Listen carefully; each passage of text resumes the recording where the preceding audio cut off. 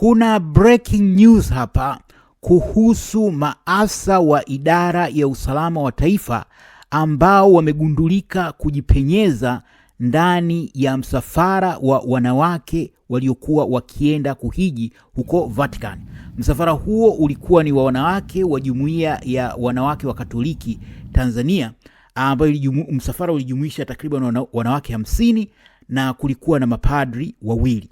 Lakini katika hatua ya kushangaza walibaini kwamba ndani ya msafara huo kuna wanaume wawili ambao si mapadri, kwa sababu wanaume pekee waliokuwepo hapo ni mapadri wawili na waliosalia walikuwa wanawake. Kwa hiyo haikujulikana hawa wanaume wawili wametoka wapi na kwa nini wamejipenyeza ndani ya huo msafara. Hata hivyo, baadaye maafisa wa Vatican walikuja kufahamu na kueleza kwamba watu wale wawili walikuwa ni maafisa kutoka idara ya usalama wa taifa. Taarifa hii imethibitishwa na Dr. Wilbrod Slaa. Wengine mnamfahamu, huyu ni katibu mkuu wa zamani wa Chama cha Demokrasia na Maendeleo Chadema, na kabla ya kuingia kwenye siasa Dr. Slaa alikuwa padri. Kwa hiyo ana mahusiano ya karibu sana na kanisa Katoliki, na baadhi ya mahujaji hao wamemfahamisha Dr. Slaa kuhusu kilichotokea huko, na akapewa majina ya watu hao maafisa wawili wa idara ya usalama wa taifa.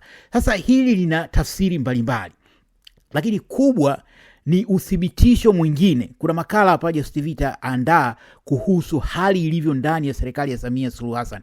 Kuna mtafaruku mkubwa sana, na mtafaruku huu umechangiwa zaidi na hii taarifa kutoka huko Marekani kwamba bunge la nchi hiyo linaandaa mswada kwa ajili ya kuchukua hatua dhidi ya wote wanaoendeleza unyama katika Jamhuri ya Muungano wa Tanzania, hususan matukio mabaya kabisa yaliyojiri kuanzia Oktoba 29 mwaka jana, ambapo kwa mujibu wa takwimu inaelezwa kwamba kwa ruhusa ya Samia Suluhu Hassan vyombo vya ulinzi na usalama vimechinja zaidi ya Watanzania 10,000. Kwa hiyo Just TV ilieleza majuzi hapa kuhusu hatua zinazochukuliwa huko katika bunge la Marekani, na pengine kwa mnaofuatilia mmesikia yanayoendelea huko bungeni, lakini kuna mengi ambayo Just TV itaandaa makala maalum kuwafahamisha hali ilivyo huko ndani. Ni vurugu mechi, na ndio katika hali hiyo kumekuwa na kuhangaika kudhibiti taarifa, kufuatilia, kusikiliza watu wanasema nini, kwa sababu lengo la kuwajumuisha hao maafisa usalama ndani ya msafara huo wa wanawake lilikuwa ni kuhofu kwamba labda watakapokutana Baba Mtakatifu, kwa sababu katika safari hiyo pia walikuwa wakutana na Baba Mtakatifu na walikutana naye. Kwa hiyo walihofia kwamba labda wakiwa kule wanaweza kumueleza yanayojiri nchini Tanzania, hususan ukandamizaji katika masuala ya kidini, kwa sababu kuna mambo mengi sana yanaendelea dhidi ya kanisa Katoliki. Samia amekuwa na bifu na kanisa Katoliki kitambo na amekuwa akifanya mambo mengi, lakini pengine kwa bahati mbaya ni kwamba kanisa haliripoti mengi yanayotokea. Kwa hiyo ndio akaamua kupenyeza watu hao. Lakini hili pia linaonyesha jinsi gani nchi yetu haina idara ya usalama wa taifa.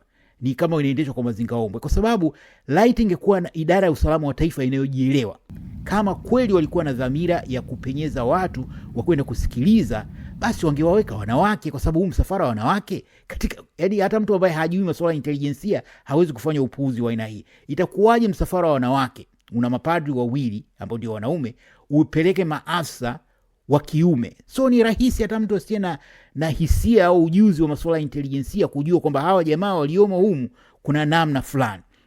Kwa hiyo hili lakini kwa upande mwingine ni mwendelezo wa kama nilivyosema ile bifu la Samia dhidi ya kanisa Katoliki. Kuna matukio mengi yameendelea, ikiwa pamoja na lile la Father Dr. Charles Kitima ambaye alijeruhiwa vibaya na almanusura wamtoe uhai, lakini kuna matukio mengine mengi yamejiri hapo katikati.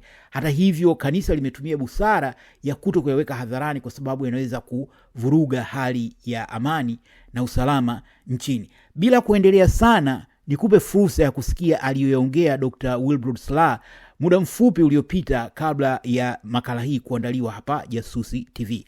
Karibuni muisikilize hiyo sehemu ya alichongea Dr. Slaa.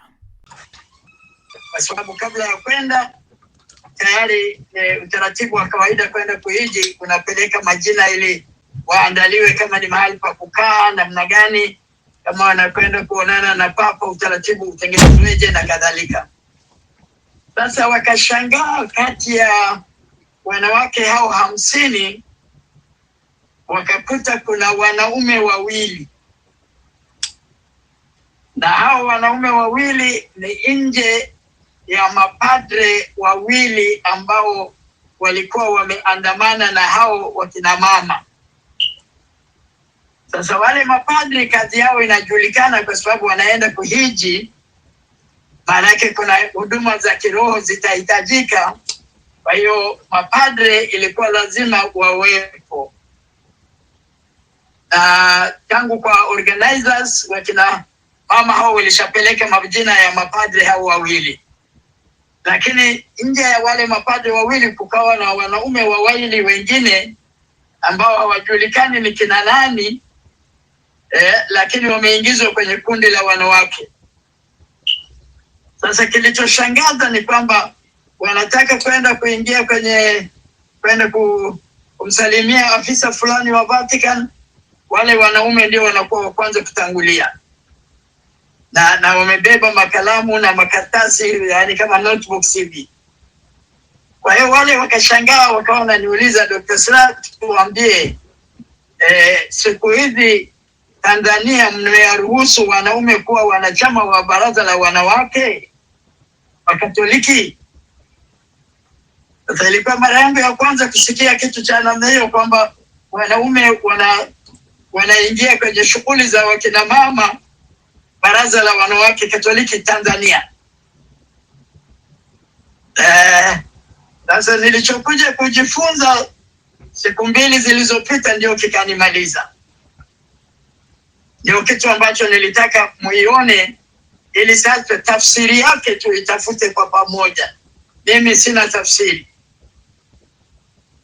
Baada ya kupeleleza tukagundua kwamba kumbe wale wanaume wawili, ukiacha wale mapadre ambao kazi yao inajulikana, wamewasindikiza kina mama ili kutoa huduma za kiroho.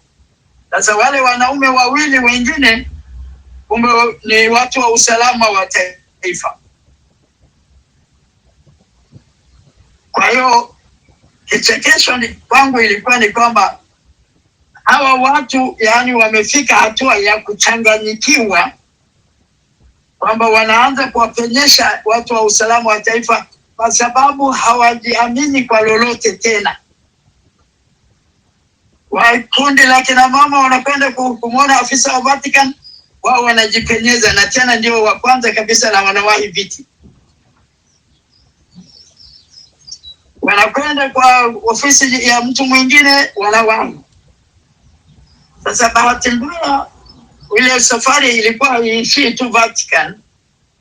Wale kwa kina mama msafara wao ilikuwa inakwenda Vatican, na ndani ya Vatican kulikuwa na shughuli wamepangiwa kadhaa. Lakini wakitoka Vatican walikuwa wanakwenda Ufaransa, na kutoka Ufaransa walikuwa wanakwenda Fatuma, Portugal. Zote ni sehemu za mahujaji kwa Katoliki. Na hao wamekwenda wamefuatana mpaka sehemu zote hizo.